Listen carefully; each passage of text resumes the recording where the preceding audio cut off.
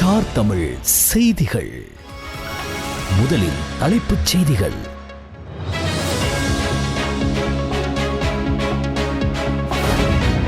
தேசிய மக்கள் சக்தி வெற்றி பெற்ற அனைத்து உள்ளூராட்சி நிறுவனங்களிலும் ஆட்சி அமைக்கும் ஜனாதிபதி அனுரகுமார திசாநாயக்க தெரிவிப்பு.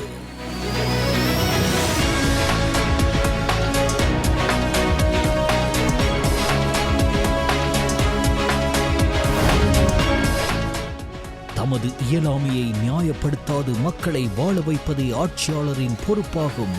எதிர்க்கட்சி தலைவர் சஜித் பிரேமதாச தெரிவிப்பு.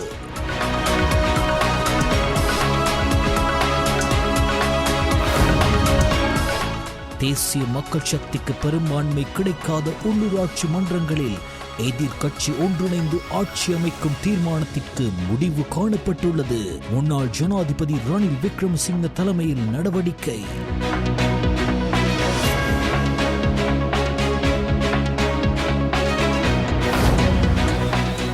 தேசிய லொத்தர் சபையின் முன்னாள் பணிப்பாளர் துசித்த அல்லொழுவ குற்ற புலனாய்வு திணைக்களத்தின் ஆஜர்.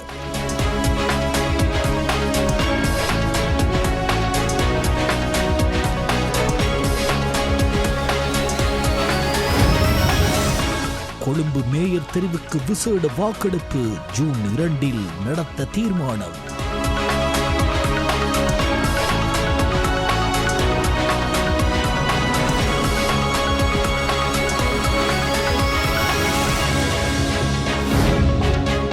வவுனியாவில் உள்ள உள்ளூராட்சி சபைகளில் கூடிய ஆசனங்களை பெற்றுக்கொண்ட கட்சிக்கு மற்றைய தரப்பு ஆதரவளிக்கும் வகையில் உடன்பாடு. பாராளுமன்ற உறுப்பினர் ப. சத்தியலிங்கம் தெரிவிப்பு.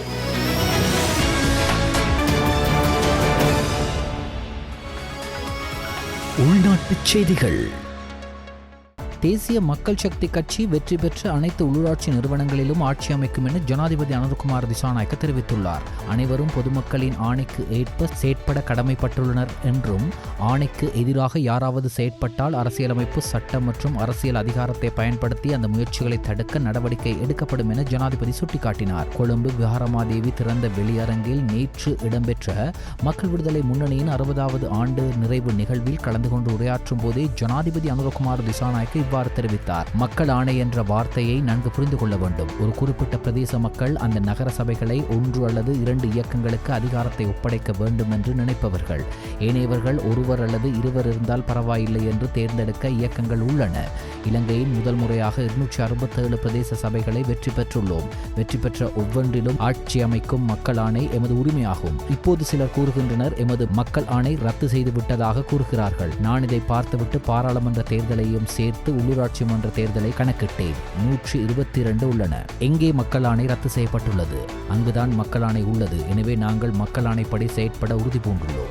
யாராவது மக்கள் ஆணைக்கு எதிராக செயற்பட்டால் அரசியலமைப்பு சட்டம் மற்றும் அரசியல் உட்பட அனைத்து வழிகளையும் பயன்படுத்தி செயற்பட நாங்கள் தயாராக இருக்கின்றோம். சட்டம் போதாது என்றால் 3/2 பெரும்பான்மையும் உள்ளது. இடிபாடுகள் எவ்வாறு மக்கள் ஆணையை சவால் செய்கின்றன? அவ்வாறு செய்தால் நாங்கள் அரசாங்கம் அல்ல என்று ஜனாதிபதி அனுரகுமார திசாநாயக்க தெரிவித்தார். බෞද්ධ ජනාධිපත්‍යන්දී අපි වෙනුවෙන් හොඳටම හිටියා. හැබැයි ඊ මොකක්ද කියලා කියන්නේ අද ප්‍රශ්නේ. එහෙම කෙනා තමයි අපිට ඕන. අපි නැවත ඉරවා බලන්න ඕනේ මේ ජනතාව කියන දෙවොලයි. එහෙම නැතුව ඉතිහාසී අනුගත වෙන සමාජිකයා ඉන්ද්‍රාසී අනුගත වෙන අන්ධකාරය මහජනයාගෙන් රටක පරිවර්තනය කරන්න. இன்று மக்கள் மிகுந்த அச்சத்திலும் சந்தேகத்திற்கும் மத்தியிலும் வாழ்ந்து வருகின்றனர். இதற்கு காரணம் நாட்டின் கொலைக்கார கும்பல்கள், பாதாள உலக கும்பல்கள், குண்டர்கள், T-56 தோட்டாக்கள், ஃபயோனெட்டுகள் சமூகத்தை ஆட்கொண்டுள்ளன. நாட்டின் சட்டம் அமுலில் இல்லை. முற்றிலும் வீட்டிலும், வேலை செய்யும் இடங்களிலும், தெருக்களிலும், நீதிமன்றத்திலும் கூட கொலைகள் நடக்கின்றன. சமீபத்திய மாதங்களில் அதிக எண்ணிக்கையான கொலை சம்பவங்கள் நடந்துள்ளன. கடந்த காலங்களுடன் ஒப்பிடும்போது இது ஒரு சாதாரண நிலைமை என அரசாங்கம் கூறுகிறது. முறைமையில் மாற்ற சட்டத்தை கொண்டு வந்து 7 மாதங்களில் பாதாள உலகத்தை அளிப்பதாக அரசாங்கம் குறிப்பிட்டது. ஆனால் நாட்டில் தினமும் கொலைகள் தொடர்ந்து நிகழ்ந்து கொண்டே இருக்கின்றன. தமது இயலாமையை நியாயப்படுத்தாது மக்களை வாழ வைப்பதே ஆட்சியாளரின் பொறுப்பாகும் என்று எதிர்க்கட்சித் தலைவர் சஜித் பிரேமதாச தெரிவித்தார். மாத்தறை மாவட்டத்தின் கம்புருப்பிட்டிய தேர்தல் தொகுதிக்கு உட்பட்ட கம்புருப்பிட்டிய பிரதேச செயலக பிரிவில் அமைந்துள்ள நாகந்தபுர மாதிரி கிராமத்து மக்கள் எதிர்நோக்கும் பிரச்சினைகள் தொடர்பில் கேட்டறிந்து கொள்ளும் முகமாக அப்பிரதேசத்திற்கு நேற்று விஜயம் செய்த போதே எதிர்க்கட்சித் தலைவர் சஜித் பிரேமதாச இவ்வாறு தெரிவித்தார். நடைபெற்று முடிந்த உள்ளூராட்சி மன்ற தேர்தலில் தேசிய மக்கள் சக்திக்கு பெரும்பான்மை கிடைக்காத உள்ளூராட்சி மன்றங்களில் எதிர்க்கட்சிகள் ஒன்றிணைந்து ஆட்சி அமைக்கும் தீர்மானத்திற்கு முடிவு காணப்பட்டுள்ளது. இதன்படி முன்னாள் ஜனாதிபதி ரணில் விக்ரமசிங்க தலைமையில் கொழும்பு ஃப்ளவர் வீதியில் உள்ள அரசியல் அலுவலகத்தில் நடைபெற்ற கூட்டத்தில் இந்த உடன்பாடு எட்டப்பட்டுள்ளது. அங்கு எடுக்கப்பட்ட முடிவின்படி ஆட்சி அமைக்கும் உள்ளூராட்சி நிறுவனங்களுக்காக பெயர் பட்டியலை தயாரிப்பதற்காக சம்பந்தப்பட்ட கட்சிகளின் பொதுச் செயலாளர்கள் இன்றைய தினம் கூட உள்ளனர். முன்னாள் ஜனாதிபதி ரணில் விக்ரமசிங்க தலைமையில் நடைபெற்ற இச்சந்திப்பில் முன்னாள் சபாநாயகர் மஹிந்தயாப்பா அபேவர்தன, ஐக்கிய மக்கள் சக்தியை பிரதிநிதித்துவப்படுத்தி பாராளுமன்ற உறுப்பினர் நளின் பண்டார, ஸ்ரீலங்கா பொதுஜன பெரமுனவின் தேசிய அமைப்பாளர் நாமல் ராஜபக்ச, ஸ்ரீலங்கா சுதந்திர கட்சியை பிரதிநிதித்துவப்படுத்தி நிமால் சிறிபால் சில்வா, துமிந்த திசாநாயக்க, ஐக்கிய மக்கள் முன்னணியை பிரதிநிதித்துவப்படுத்தி அனுர பிரியதர்ஷினி யாப்பா, தொழிலாளர் தேசிய முன்னணியின் தலைவர் பழனி திகாம்பரம், ஜனநாயக மக்கள் முன்னணியின் தலைவர் மனோ கணேசன், பிவித்துரு எல உரிமைய தலைவர் உதய கம்மன்பில, இலங்கை தொழிலாளர் காங்கிரசின் பொதுச் செயலாளர் ஜீவன் தொண்டமான், புதிய ஜனநாயக முன்னணியை பிரதிநிதித்துவப்படுத்தி அசங்க நவரத்ன, சுதீஸ்வர பண்டார, வீரகுமார் திசாநாயக்க, முன்னாள் பாராளுமன்ற உறுப்பினர்களான பிரேமலால் சி துலவத்த, நிமால் லன்சா, முகமது முசமில், ஐக்கிய தேசிய கட்சியை பிரதிநிதித்துவப்படுத்தி அதன் தவிசாளர் வஜீர் அபேவர்தன, பொதுச் செயலாளர் தலதா அத்துக்கொரல்ல, தேசிய அமைப்பாளர் சாகல ரத்நாயக்க, முன்னாள் அமைச்சர் அரேன் பெர்னாண்டோ ஆகியோர் கலந்து கொண்டனர். தேசிய லொத்தர் சபையின் முன்னாள் பணிப்பாளர் துசித்த அல்லொழுவ குற்றப்புலனாய்வு திணைக்களத்தில் முன்னிலையாகியுள்ளார். திணைக்களம் விடுத்த அறிவித்தலுக்கு அமைய இன்று காலை 10 மணி அளவில் அவர் குற்றப்புலனாய்வு திணைக்களத்திற்கு வருகை தந்தார். ஜனாதிபதி அனுரகுமார திசாநாயக்கவுக்கு எதிராக அவதூறான மற்றும் பொய்யான அறிக்கைகளை வெளியிட்டதாக துசித்த அல்லொழுவ மீது குற்றச்சாட்டுகள் முன்வைக்கப்பட்டுள்ளதோடு இது தொடர்பில் ஜனாதிபதியின் ஆலோசனைக்கு அமைய அவரது சட்டத்தரணி அகலங்க உக்வத்த ஊடாக குற்றப்புலனாய்வு திணைக்களத்தில் கடந்த 4ஆம் தேதி முறைப்பாடு ஒன்று பதிவு செய்யப்பட்டது. சம்பந்தப்பட்ட அறிக்கை ஜனாதிபதியின் நட்பெயருக்கு களங்கம் விளைவிப்பதோடு பாதகமான தாக்கத்தை ஏற்படுத்தக்கூடும் என்பதால் துசித்த அல்லொழுவ மற்றும் குறித்த அறிக்கையை சமூக ஊடகங்களில் பிரசாரம் செய்த சமூக செயற்பாட்டாளர்களுக்கு எதிராக துரித விசாரணை நடத்தி சட்ட நடவடிக்கை எடுக்கப்பட வேண்டும் எனவும் மேற்படி முறைப்பாட்டில் தெரிவிக்கப்பட்டிருந்தது. தங்காளை விசேட சிறைச்சாலையில் தடுத்து வைக்கப்பட்டுள்ள போதைப்பொருள் கடத்தல்காரர் என்று கூறப்படும் ஹரக்கட்டா என்ற நந்துன் சிந்தக விக்ரமரத்னவின் நோய்நிலை தொடர்பில் தங்காளை சட்ட வைத்திய அதிகாரி அல்லது அவரால் பரிந்துரைக்கப்பட்ட வைத்திய அதிகாரியிடம் அனுப்பி பரிசோதித்து நீதிமன்றத்திற்கு அறிக்கை சமர்ப்பிக்குமாறு கொழும்பு மேல் நீதிமன்றம் உத்தரவிட்டது. இந்த வழக்கு கொழும்பு மேல் நீதிமன்ற நீதிபதி சுஜீவ நிசங்க முன்னிலையில் விசாரணைக்கு வந்தது. குற்றம் சாட்டப்பட்ட ஹரக்கட்டா சாட்சி கூண்டிலிருந்து சிறிது காலமாக மூட நோய் உட்பட பல நோய்களால் பாதிக்கப்பட்டுள்ளதாகவும் அவற்றுக்கு சரியான சிகிச்சை அளிக்கப்படவில்லை என்றும் மன்றில் கூறினார். தன்னை பார்க்க வைத்தியர் ஒருவர் வந்தபோதிலும் தனக்கு அளிக்கப்பட்ட சிகிச்சை பயங்கரவாத விசாரணை பிரிவின் தங்காளை பொறுப்பதிகாரியின் தேவைகளின் அடிப்படையில் அமைந்ததை தவிர வைத்திய பரிந்துரைகளின் அடிப்படையில் அல்ல என்று அவர் கூறினார். அதன்படி தனக்கு வைத்திய சிகிச்சை வழங்க உத்தரவு பிறப்பிக்க வேண்டும் என்றும் அவர் நீதிமன்றத்தில் கோரினார். இந்த கோரிக்கையை பரிசீலித்த நீதிபதி ஒருவர் நோய்வாய்ப்பட்டிருக்கும் போது அவர் மட்டுமே வலியை உணர்கிறார்கள் என கூறினார். அதன்படி பிரதிவாதியின் உடல்நிலை குறித்து நீதிமன்றத்தில் அறிக்கை சமர்ப்பிக்க பயங்கரவாத விசாரணை பிரிவின் பணிப்பாளருக்கு உத்தரவிடப்பட்டது. பிரதிவாதி ஹரக்கட்டா சார்பில் ஆஜரான ஜனாதிபதி சட்டத்தரணி கபில வைத்தியரத்ன தனது கட்சிக்காரர் பல ஆண்டுகளாக பயங்கரவாத தடுப்பு சட்டத்தின் கீழ் தடுத்து வைக்கப்பட்டிருப்பதாக நீதிமன்றத்தில் தெரிவித்தார். எதிர்காலத்தில் அவர் சார்பாக பிணை விண்ணப்பம் சமர்ப்பிக்கப்படும் என்று எதிர்பார்க்கப்படுவதாகவும் அதை பரிசீலிக்க நீதிமன்றத்திற்கு அதிகாரம் இருப்பதாகவும் ஜனாதிபதி சட்டத்தரணி சுட்டிக்காட்டினார். பின்னர் இந்த வழக்கு எதிர்வரும் 28ஆம் தேதி விசாரணைக்கு எடுத்துக்கொள்ள திட்டமிடப்பட்டது. குற்றப்புலனாய்வு திணைக்களத்தின் காவலில் இருந்தபோது ஹரக்கட்டா என்ற பிரதிவாதி தப்பி செல்வதற்கு சதி செய்தல், உதவி செய்தல் உள்ளிட்ட 22 குற்றச்சாட்டுகளின் கீழ் குற்றப்புலனாய்வு திணைக்களத்தில் பணியாற்றிய முன்னாள் போலீஸ் கான்ஸ்டபிள் ஹரக்கட்டா என்ற நந்துன் சிந்தக விக்ரமரத்ன உட்பட 3 பிரதிவாதிகளுக்கு எதிராக சட்டமா அதிபர் இந்த வழக்கை தாக்கல் செய்துள்ளார். கொழும்பு மாநகர சபையின் மேயர் மற்றும் பிரதி மேயரை நியமிப்பதற்கான வாக்கெடுப்பை நடத்துவதற்கு உள்ளூராட்சி ஆணையாளர் தீர்மானித்துள்ளார். அதற்கமைய இந்த வாக்கெடுப்பு எதிர்வரும் ஜூன் 2ஆம் தேதி இடம்பெறவுள்ளதாக அறிவிக்கப்பட்டுள்ளது. எந்தவொரு தனி கட்சியும் 150% அதிக வாக்கு விகிதத்தை பெற்றுக்கொள்ளாமையின் காரணமாகவே இந்த பதவிக்கு இவ்வாறு உத்தியோகபூர்வ வாக்கெடுப்பு ஒன்றை நடத்த நேர்ந்துள்ளது. இந்த வாக்கெடுப்பில் பெரும்பான்மையை நிரூபிக்கும் அல்லது அரசாங்கம் அல்லது எதிர்க்கட்சி உறுப்பினர்களுக்கு மேயர் மற்றும் பிரதி மேயர் பதவிகளை வழங்கக்கூடியதாக இருக்கும். அதற்கமைய தற்போதைய நாட்களில் கொழும்பு மாநகர சபையின் பெரும்பான்மை உறுப்பினர்களை வெற்றி கொள்வதற்காக ஆளும் கட்சி மற்றும் எதிர்க்கட்சியினர் பெரும் முயற்சிகளை எடுத்து வருகின்றமை குறிப்பிடத்தக்கது. வவுனியாவில் உள்ள உள்ளூராட்சி சபைகளில் கூடிய ஆசனங்களை பெற்றுக்கொண்ட கட்சிக்கு மற்றைய தரப்பு ஆதரவளிக்கும் வகையில் உடன்பாடு எட்டப்பட்டுள்ளதாக பாராளுமன்ற உறுப்பினர் ப. சத்தியலிங்கம் தெரிவித்தார். வவுனியா உள்ளூராட்சி சபைகளில் ஆட்சி அமைப்பது தொடர்பாக ஜனநாயக தமிழ் தேசிய கூட்டணிக்கும் இலங்கை தமிழரசு கட்சிக்கும் இடையிலான கலந்துரையாடல் வவுனியாவில் இன்று இடம்பெற்றது. அதன் பின்னர் ஊடகங்களுக்கு கருத்து தெரிவிக்கும் போதே அவர் இவ்வாறு தெரிவித்தார். வவுனியா மாநகர சபையில் சங்க கூட்டணி ஆட்சி அமைப்பதற்கு இலங்கை தமிழரசு கட்சி முழுமையான ஆதரவினை வழங்கும். அதேபோல் வவுனியா தெற்கு வடக்கு செட்டிக்குளம் பிரதேச சபைகளில் தமிழரசு கட்சி கூடிய ஆசனங்களை பெற்றுள்ளமையினால் நாங்கள் ஆட்சி அமைப்பதற்கு ஜனநாயக தமிழ் தேசிய கூட்டணி தங்களது பூரண ஆதரவினை வழங்குவதாக இணக்கப்பாடு எட்டப்பட்டுள்ளது. ஆட்சி அமைப்பதற்கான இணக்கப்பாடை தற்போது எட்டப்பட்டுள்ளது. சபைகளின் தவிசாளர் பிரதி தவிசாளர் நியமிப்பது எங்களுக்கு சிறிய பிரச்சினை. சபை அமைக்கும் சந்தர்ப்பத்தில் அதனை எங்களுக்குள் பேசி தீர்மானித்துக் கொள்வோம். அத்துடன் சில கட்சிகள் மற்றும் சுயேட்சை குழுக்களில் போட்டியிட்டு வென்றவர்களுடன் நாம் கலந்துரையாடியுள்ளோம் என அவர் தெரிவித்தார். உள்ளூராட்சி சபைகளுக்கு தேர்ந்தெடுக்கப்பட்ட உறுப்பினர்கள் தொடர்பான தகவல்களை இந்த வாரத்திற்குள் வழங்குமாறு அனைத்து கட்சிகள் மற்றும் சுயேட்சை குழுக்களுக்கு தேர்தல் ஆணைக்குழு அறிவித்துள்ளது. மேற்படி தகவல்கள் கிடைத்தவுடன் உறுப்பினர்களின் பெயர்களை வர்த்தமானியில் வெளியிட நடவடிக்கை எடுக்கப்படும் என்று தேர்தல் ஆணைக்குழுவின் தலைவர் RMAL ரத்நாயக்க தெரிவித்தார். கடந்த 6ஆம் தேதி நடைபெற்ற உள்ளூராட்சி மன்ற தேர்தலில் ஒவ்வொரு கட்சியும் வென்ற இடங்களின் எண்ணிக்கையின் அடிப்படையில் உறுப்பினர்களை தேர்ந்தெடுக்க வேண்டிய விதம் குறித்து தேர்தல் ஆணைக்குழு அனைத்து கட்சிகள் மற்றும் சுயேட்சை குழுக்களுக்கு எழுத்துப்பூர்வமாக அறிவித்துள்ளது. அதற்கமைய உள்ளூராட்சி சபைகளுக்கான உறுப்பினர்களின் விவரங்களை ஒரு வாரத்திற்குள் வழங்க வேண்டும் என்று தேர்தல் ஆணைக்குழு கட்சிகளை அறிவித்துள்ளது. மேலும் பெரும்பான்மை அதிகாரம் கொண்ட உள்ளூராட்சி சபைகளுக்கான மேயர்கள் மற்றும் தலைவர்களின் பெயர்களையும் சமர்ப்பிக்குமாறும் கட்சிகள் மற்றும் சுயேட்சை குழுக்களுக்கு தேர்தல் ஆணைக்குழு அறிவித்துள்ளது. கடந்த உள்ளூராட்சி மன்ற தேர்தலில் 50%க்கும் அதிகமான பெரும்பான்மை பெற்ற கட்சிகள் மற்றும் சுயேட்சை குழுக்களுக்கு இது குறித்த அறிவிப்புகள் அனுப்பப்பட்டுள்ளதாக கூறப்படுகிறது. உள்ளூராட்சி சபைகளுக்கு தெரிவான உறுப்பினர்களின் பெயர்கள் வர்த்தமானியில் அறிவிக்கப்பட்ட பிறகு பெரும்பான்மை அதிகாரங்களை பெற்ற உள்ளூராட்சி சபைகளுக்கான மேயர்கள் மற்றும் தலைவர்களின் பெயர்கள் உள்ளடக்கப்பட்ட வர்த்தமானி அறிவித்தல் வெளியிடப்படும் எனவும் தேர்தல் ஆணைக்குழு தெரிவித்துள்ளது.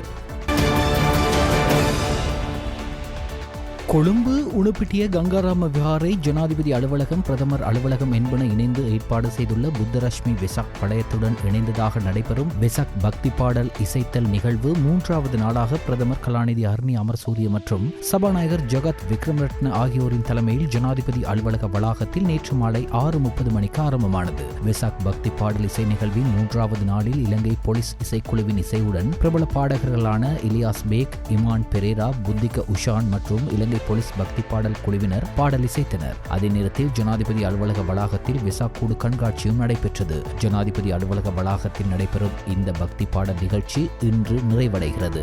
வெசாக் கொண்டாட்டங்களை பார்வையிட கொழும்புக்கு வரும் மக்களுக்கு ஜனாதிபதி அலுவலகத்திற்கு அருகில் சிற்றுண்டி தன்சல் மற்றும் ஐஸ்கிரீம் தன்சல் என்பன எதிர்வரும் 16ஆம் தேதி வரை நடைபெறும். இதேவேளை கங்காராம புத்தரஷ்மி வெசாக் வலயம் மற்றும் பௌத்தாலோக வெசாக் வலயம் ஆகியவற்றுடன் இணைந்து ஜனாதிபதி அலுவலகத்தின் அனுசரணையுடன் பல வெசாக் நிகழ்ச்சிகள் ஏற்பாடு செய்யப்பட்டன. ஜனாதிபதி செயலகம் மற்றும் அதை சுற்றியுள்ள கட்டிடங்கள் மற்றும் வீதிகள் மின் விளக்குகளால் அலங்கரிக்கப்பட்டுள்ளதோடு வெசாக் கூடு கண்காட்சி உட்பட பல நிகழ்ச்சிகள் ஜனாதிபதி அலுவலக உத்தியோகஸ்தர்களின் பங்கேற்புடன் நடைபெற்றன. ஜனாதிபதி அலுவலக அதிசொகுசு வாகன ஏலத்தின் 2வது கட்டமாக சொகுசு வாகனங்கள் மற்றும் பாவனையிலிருந்து நீக்கப்பட்ட 26 வாகனங்கள் இன்று ஏலமிடப்பட்டன. விற்பனை செய்யப்படவிருக்கும் அனைத்து வாகனங்களும் 10 வருடங்களுக்குள் உற்பத்தி செய்யப்பட்டவை என்பதுடன் அதற்கமைவான விலைக்கோரல் நேற்று முடிவுற்றது. இன்றைய தினம் BMW மோட்டார் வாகனம் 1, ஃபார்ட் Everest jeep 1, Hyundai dragon jeep 1, land rover jeep 1, Mitsubishi Montero jeep 1, Nissan Patrol jeep 3, Nissan வகை மோட்டார் கார்கள் 2, போர்ஷ் கைன் மோட்டார் வாகனம் 1, சென்யோயன் ரெக்ஸ்டன் வகை ஜீப் 5, லேண்ட் க்ரூசர் சஹாரா வகை ஜீப் 1, V8 வாகனங்கள் 6 மற்றும் மிட்சுபிசி ரோசா வகை குளிரூட்டப்பட்ட பஸ் ஒன்றும் ஏலமிடப்பட்டது. ஜனாதிபதி அலுவலகத்தின் அதிசொகுசு வாகன ஏலத்தின் முதல் கட்டத்தின் கீழ் இதற்கு முன்னதாக 14 சொகுசு வாகனங்கள், பாவனையிலிருந்து நீக்கப்பட்ட 6 வாகனங்கள் மற்றும் உதிரி பாகங்கள் விற்பனை செய்வதற்கு அமைவான ஏலம் நடத்தப்பட்டது. அரசாங்கத்தின் செலவு குறைப்பு நிதி பொறுப்பு கூறலை பலப்படுத்தும் நோக்கில் இந்த வாகனங்கள் விற்பனை செய்ய தீர்மானித்திருப்பதோடு முன்னைய ஏலத்தில் 9 டிஃபெண்டர்கள் உள்ளடங்கலாக பல்வேறு வகையான 15 வாகனங்கள் விற்பனை செய்யப்பட்டுள்ளன. நுவரெலியாவிலிருந்து தளவாக்களை சென்ட் கிளேர் தோட்டத்திற்கு அதிவேகமாக பயணித்த கார் ஒன்று பிரதான வீதியை விட்டு விலகி மண்மேடு ஒன்றில் மோதி விபத்துக்குள்ளாகியுள்ளது. இந்த விபத்து ஹட்டன் நுவரெலியா பிரதான வீதியில் தளவாக்களை லிந்துள பகுதியில் இடம்பெற்றுள்ளது. குறித்த காரை சட்டத்தரணியொருவர் செலுத்தி சென்றுள்ள நிலையில் சாரதியின் கட்டுப்பாட்டை இழந்து கார் மண்மேட்டில் மோதியதாக கூறப்படுகிறது. விபத்தில் சட்டத்தரணிக்கு காயம் ஏற்படவில்லை என்றாலும் விபத்தில் கார் பலத்த சேதமடைந்துள்ளது. மேலும் சாரதியின் கவனக்குறைவே விபத்துக்கான காரணம் என தெரிவிக்கப்படுகிறது.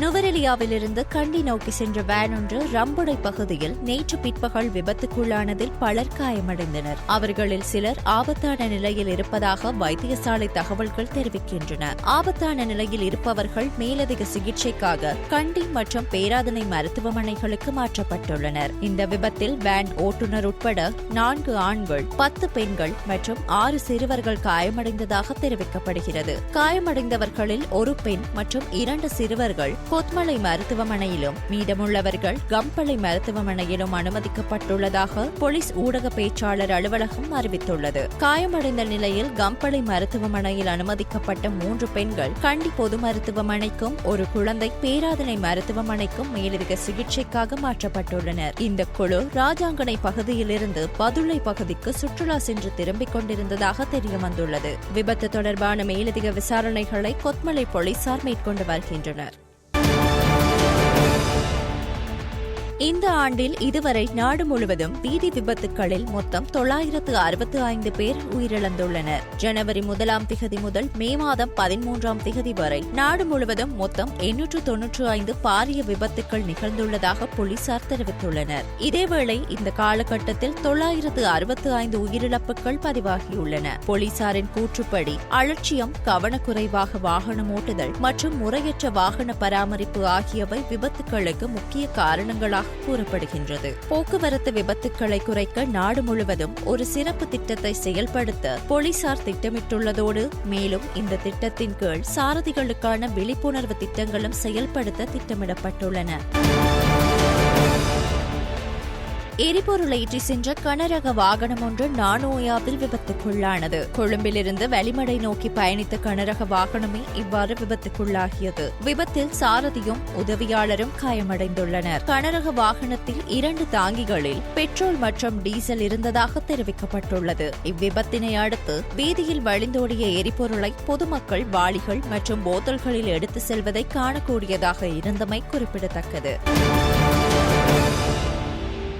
இலங்கையில் ஏற்படும் மொத்த மரணங்களில் 70% உயர் இரத்த அழுத்தத்தால் ஏற்படும் நோய்களால் நிகழ்கின்றன என சுகாதார அமைச்சின் தொற்றா நோய்கள் பிரிவு தெரிவித்துள்ளது. இந்த பிரிவின் விசேட வைத்தியர் சமிந்தி சமரகோன் கூறுகையில் 2021ஆம் ஆண்டு தொற்றா நோய்கள் தொடர்பாக மேற்கொள்ளப்பட்ட ஆய்வில் நாட்டு மக்களில் 34.8% உயர் இரத்த அழுத்தத்தால் பாதிக்கப்பட்டுள்ளதாக கண்டறியப்பட்டுள்ளது. இவர்களில் 64% இதற்கு எந்தவித மருந்துகளையும் பயன்படுத்த எனவும் விசேட வைத்தியர் சமிந்தி சமரகோன் தெரிவித்தார்.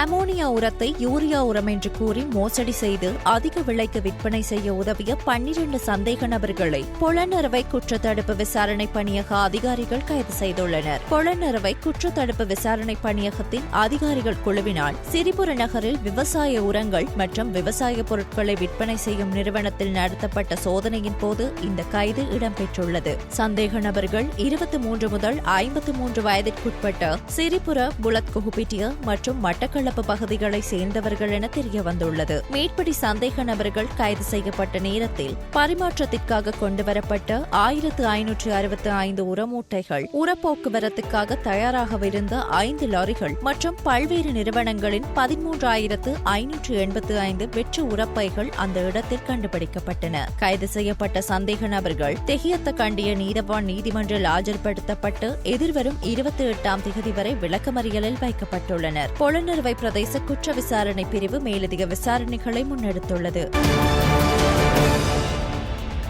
கல்வி பொதுதராதர சாதாரண தர மாணவர்களுக்கான அழகியல் பாட செய்முறை பரீட்சை 2025 5ஆம் மாதம் 21ஆம் திகதி தொடக்கம் 2025ஆம் ஆண்டு 5ஆம் மாதம் 31ஆம் திகதி வரை இடம்பெறும் என பரீட்சைகள் திணைக்களம் அறிவித்துள்ளது. நாடு முழுவதும் 1,71,000 பரீட்சார்த்திகளுக்காக 1,228 பரீட்சை நிலையங்களில் குறித்த செய்முறை பரீட்சைகள் நடைபெறும் என அறிக்கையொன்றை வெளியிட்டு பரீட்சைகள் திணைக்களத்தின் ஆணையாளர் நாயகம் AKS இந்திகா குமாரை தெரிவித்துள்ளார். கிளீன் ஸ்ரீலங்கா முயற்சியுடன் இணைந்து 2 நாள் வாகன புகை பரிசோதனை தன்சலை நடத்துவதாக இலங்கை மோட்டார் போக்குவரத்து துறை அறிவித்துள்ளது. 2 நாள் வாகன புகை பரிசோதனை தன்சல் இன்று மற்றும் நாளை நாராயண்பேட்டையில் உள்ள இலங்கை மோட்டார் போக்குவரத்து துறை அலுவலகத்திற்கு முன்பாக காலை 9:30 மணி முதல் பிற்பகல் 3 மணி வரை நடைபெறும். மோட்டார் போக்குவரத்து ஆணையரின் மோட்டார் வாகன உமிழ்வு அறக்கட்டளை நிதியத்தால் ஏற்பாடு செய்யப்பட்ட இந்த முயற்சி மோட்டார் சைக்கிள்கள் மற்றும் முச்சக்கர வண்டிகளுக்கு இலவச சேவைகளை வழங்குகிறது. இலங்கையின் வெளிநாட்டு கடன் மறுசீரமைப்பு நடவடிக்கை செயல்முறை தொடர்பாக இந்திய ஏற்றுமதி இறக்குமதி வங்கியுடன் இருதரப்பு திருத்த ஒப்பந்தங்கள் சமீபத்தில் கையெழுத்தானது. 2021 மற்றும் 2022ஆம் ஆண்டில் வரலாற்றில் மிக மோசமான பொருளாதார நெருக்கடியின் உச்சத்தில் இலங்கை இருந்தபோது இந்தியாவிடமிருந்து பெறப்பட்ட அவசர உதவி இலங்கையின் பொருளாதார மீட்சிக்கு உறுதுணையாக இருந்ததோடு அவற்றின் பெரும்பாலான பகுதி இந்தியாவின் எக்ஸிம் வங்கி ஊடாக வழங்கப்பட்டிருந்தமை இந்த திருத்தப்பட்ட ஒப்பந்தங்கள் இந்திய அரசாங்கத்துடன் 7 மறுசீரமைக்கப்பட்ட கடன் வழங்கும் முறைமைகள் மற்றும் பெற்றுக்கொள்வோருக்கான 4 கடன் வசதி ஒப்பந்தங்களுக்காக கையெழுத்திடப்பட்டுள்ளன. இந்த மொத்த மதிப்பு சுமார் $930.8 மில்லியன் என தெரிவிக்கப்படுகிறது. சட்டவிரோத மதுபானங்களை வைத்திருந்த சம்பவம் தொடர்பில் 35 வயதுடைய ஒருவர் கைது செய்யப்பட்டுள்ளார். கல்நேவ போலீசாரினால் கல்நேவ பகுதியில் சுற்றி வளைப்பு ஒன்று நடத்தப்பட்டுள்ளது. சந்தேக நபரிடமிருந்து அனுமதி பத்திரம் இல்லாத 54 லிட்டர் சாராயம் மற்றும் 33 லிட்டர் பியர் என்பன கைப்பற்றப்பட்டதாக போலீசார் தெரிவித்துள்ளனர். நாடு முழுவதும் ஆரம்பிக்கப்பட்டுள்ள போதைப்பொருள் தடுப்பு வேலை திட்டத்திற்கு அமைய இந்த சுற்றி வளைப்பு நடத்தப்பட்டுள்ளது. இடைவேளைக்கு பின்னர் செய்திகள் தொடரும். செய்திகள் தொடர்கின்றன. வெளிநாட்டு செய்திகள். ரஷ்யா உக்ரைனுக்கு இடையிலான போர் நிறுத்தம் தொடர்பான முதல் நேரடி அமைதி பேச்சுவார்த்தை இன்று துருக்கியின் இஸ்தான்புலில் இடம்பெற திட்டமிடப்பட்டுள்ளது. இந்த நிலையில் இந்நேரடி அமைதி பேச்சுவார்த்தைக்கு ரஷ்ய ஜனாதிபதி விளாடிமிர் புட்டின் கலந்து கொள்ள மாட்டார் என்று ரஷ்யா தெரிவித்துள்ளது. ஆனால் ரஷ்யாவின் பேச்சுவார்த்தை குழுவில் ரஷ்ய துணை வெளியுறவு அமைச்சர், துணை பாதுகாப்பு அமைச்சர் மற்றும் ஜனாதிபதி ஆலோசகர் ஆகியோர் இடம்பெறுவார்கள் என்று ரஷ்யா தெரிவித்துள்ளது. இதேவேளை புட்டின் கலந்து கொண்டால் மட்டுமே நான் கலந்து கொள்வேன் என்று உக்ரைன் ஜனாதிபதி விளாடிமிர் செலன்ஸ்கி கூறியுள்ளார். மத்திய மெக்சிகோவில் இடம்பெற்ற வாகன விபத்தில் 21 பேர் உயிரிழந்ததாக அந்நாட்டு அதிகாரிகள் தெரிவித்துள்ளனர். குவாகனோபாலன் மற்றும் ஒசாகா பகுதிகளுக்கு இடையேயான அதிவேக நெடுஞ்சாலையில் 3 வாகனங்கள் ஒன்றுடன் ஒன்று மோதி விபத்துக்குள்ளாகியுள்ளன. சம்பவ இடத்திலேயே 18 பேர் உயிரிழந்ததுடன் மேலும் 3 வைத்தியசாலையில் அனுமதிக்கப்பட்டதன் பின்னர் உயிரிழந்தனர். அதே நேரம் பலர் காயமடைந்த நிலையில் வைத்தியசாலையில் அனுமதிக்கப்பட்டனர். பாரவூர்தி பஸ் மற்றும் வேன் என்பன மோதி இந்த விபத்து நேர்ந்துள்ளதாக அந்நாட்டு அதிகாரிகள் குறிப்பிடுகின்றனர். ஐடி நிறுவனங்கள் மீண்டும் தங்கள் ஊழியர்களை குறைக்கும் பணியில் மும்முரமாக ஈடுபட்டு வருகின்றனர். அதன்படி AI-ஐ மையமாக கொண்ட தொழில்நுட்ப நிறுவனமான மைக்ரோசாஃப்ட் நிறுவனம் தேவையற்ற நிர்வாக ஊழியர்களை குறைத்து புதிய தொழில்நுட்பத்தின் நன்மைகளை பயன்படுத்திக் கொள்வதாக கூறியது. இதனால் பணி நீக்கம் செய்யப்படும் ஊழியர்களின் எண்ணிக்கையை அந்நிறுவனம் உறுதியாக தெரிவிக்கவில்லை. இந்த நிலையில் அமெரிக்க ஊடகத்தின் அறிக்கையின்படி சுமார் 6000க்கும் மேற்பட்ட ஊழியர்களை மைக்ரோசாஃப்ட் நிறுவனம் பணி நீக்கம் செய்துள்ளதாக தெரிவிக்கப்படுகிறது. பணி நீக்கம் செய்யப்பட்டவர்களில் 1985 பேர் வாஷிங்டனை சேர்ந்தவர்கள் ஆவர். நாணயமாற்று வீதம்.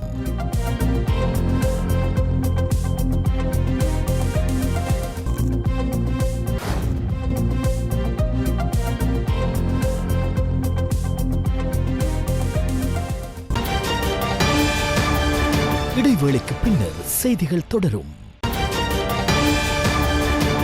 செய்திகள் தொடர்கின்றன.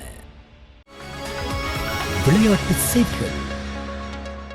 இந்தியன் பிரீமியர் லீக்கின் பிளே ஆஃப் சுற்றில் ஜோஸ் பட்லருக்கு பதிலாக இலங்கை அணியின் துடுப்பாட்ட வீரர் குசல் மெண்டிஸ் விளையாடுவார் என்று குஜராத் டைட்டன்ஸ் அணி உறுதிப்படுத்தியுள்ளது. மேற்கிந்திய தீவுகளுக்கு எதிரான இங்கிலாந்து அணி மே 30 முதல் ஒருநாள் போட்டிகளில் பங்கேற்கவுள்ளதால் ஜோஸ் பட்லர் IPL தொடரில் இருந்து விலகவுள்ளார். இந்நிலையில் பாகிஸ்தான் சூப்பர் லீக் தொடரில் குவெட்டா கிளாடியர்ஸ் அணிக்காக விளையாடி வந்த குசல் மெண்டிஸ் குறித்த தொடரின் கடைசி போட்டிகளில் பங்கேற்கப் போவதில்லை என அறிவித்துள்ளமை குறிப்பிடத்தக்கது. அமெரிக்க தேசிய கிரிக்கெட் அணியின் புதிய தலைமை பயிற்சியாளராக இலங்கை கிரிக்கெட் அணியின் முன்னாள் வீரர் புபுது தசநாயக்க நியமிக்கப்பட்டுள்ளார். 54 வயதான புபுது தசநாயக்க அமெரிக்க கிரிக்கெட் அணிக்கு தலைமை பயிற்சியாளராக பொறுப்பேற்பது இது 2வது முறையாகும். இதற்கு முன்னர் புபுது கடந்த 2016 முதல் 2019 ஆண்டு வரை 3 ஆண்டுகள் தலைமை பயிற்சியாளராக கடமையாற்றியிருந்தார். அமெரிக்க அணி ஒருநாள் கிரிக்கெட் அந்தஸ்தை பெற்றுக் கொள்வதற்கும் கிரிக்கெட் உலகில் வளர்ந்து வரும் நாடாக நிலைநிறுத்துவதற்கும் புபுது தசநாயக்க பல்வேறு வழிகளில் உதவியுள்ளதாக தெரிவிக்கப்படுகிறது. மேல் மற்றும் சப்ரகமு மாகாணங்களிலும் காலி, மாத்திர மற்றும் புத்தளம் மாவட்டங்களிலும் அவ்வப்போது மழை அல்லது இடியுடன் கூடிய மழை பெய்யக்கூடும் என வளிமண்டலவியல் திணைக்களம் எதிர்ப்பு கூறியுள்ளது. நாட்டின் ஏனைய பகுதிகளில் மாலை அல்லது இரவில் பல இடங்களில் மழை அல்லது இடியுடன் கூடிய மழை பெய்யக்கூடும் என அந்த திணைக்களம் வெளியிட்டுள்ள வானிலை முன்னறிவிப்பில் குறிப்பிடப்பட்டுள்ளது. மேல் மற்றும் சப்ரகமு மாகாணங்களிலும் காலி, மாத்திர, திருகோணமலை, மட்டக்களப்பு மற்றும் முல்லைத்தீவு மாவட்டங்களிலும் சில இடங்களில் 75 மில்லிமீட்டர் அளவில் ஓரளவு பலத்த மழை பெய்யக்கூடும். வடமேல் மற்றும் தென் மாகாண அவ்வப்போது 30 முதல் 40 கிலோமீட்டர் வேகத்தில் ஓரளவு பலத்த காற்று வீசக்கூடும். இடியுடன் கூடிய மழையுடன் தற்காலிக பலத்த காற்று மற்றும் மின்னல் தாக்கங்களினால் ஏற்படக்கூடிய அபாயங்களை குறைக்க தேவையான முன்னெச்சரிக்கை நடவடிக்கைகளை எடுக்குமாறு வளிமண்டலவியல் திணைக்களம் பொதுமக்களை அறிவுறுத்தியுள்ளது.